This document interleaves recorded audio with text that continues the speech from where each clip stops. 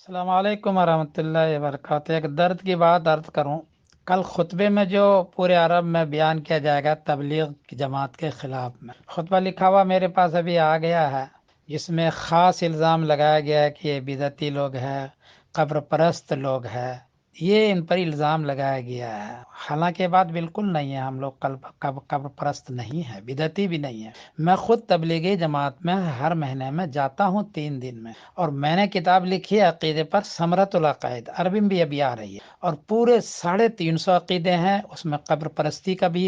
ہے اور صوفی کا بھی ہے، یہ سارے آبحاث اس میں ایک ہے، اور سب کے لیے تقریباً 10 آیت 10 حدیث لایا ہوں، صراحۃ النص، کہ قبر پر کتنا جائز ہے کتنا جائز نہیں ہے، صوفیت میں کتنا جائز ہے کتنا جائز نہیں، اور سب کے لیے صرف حدیث لایا ہوں۔ اور میں تبلیغ جماعت کا آدمی، اس لیے عرب میں یہ جماعت تبلیغ، جس سے کہ ہزاروں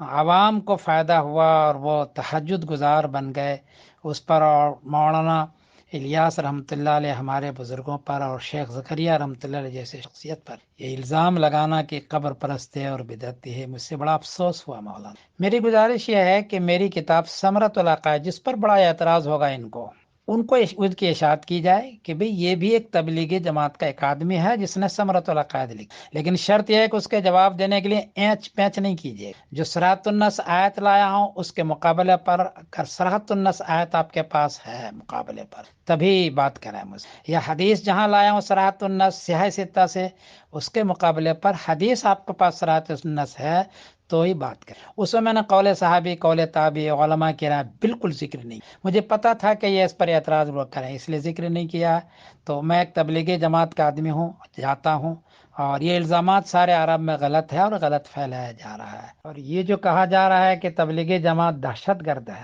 ایک بھی پوری دنیا میں یہ ثابت کر دے کہ جو تبلیغی جماعت کا آدمی ہے اس نے کہیں دہشت گردی کی، ایک بھی پوری دنیا میں۔ ہاں یہ تو ہے کہ تبلیغی جماعت کا آدمی ہے، لوگوں نے اس پر الزام ڈال دیا کہ دہشت گرد ہے، لوگوں نے، یا نام تبلیغی جماعت کا جوڑ کر کے لوگوں نے اس کے خود کیا دہشت گردی، اور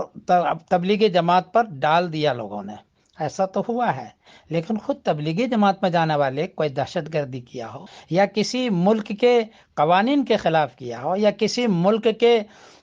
کے اندر جا کر کے قتل و غارت کیا ہو، ایسا ایک بھی نہیں ہے۔ میں خود جماعت میں جاتا ہوں، بلکہ ہم روکتے ہیں دہشت گردی، ہم منع کرتے ہیں دہشت گردی سے، جو ایسا ہوتا ہے اس کے جماعت میں نہیں جانے دیتے ہیں۔ کسی کو پتہ چل جائے کہ جراز بھی شرارتی کسی قوم کے یا کسی ملک کے خلاف کرتا ہے، ہم مشورہ کر کے ان کو جماعت میں نہیں جانے دیتے، تو کیسے ہمیں دہشت گرد قرار دیا جا رہا ہے؟ لا حول ولا قوت الا باللہ۔ السلام علیکم ورحمۃ اللہ۔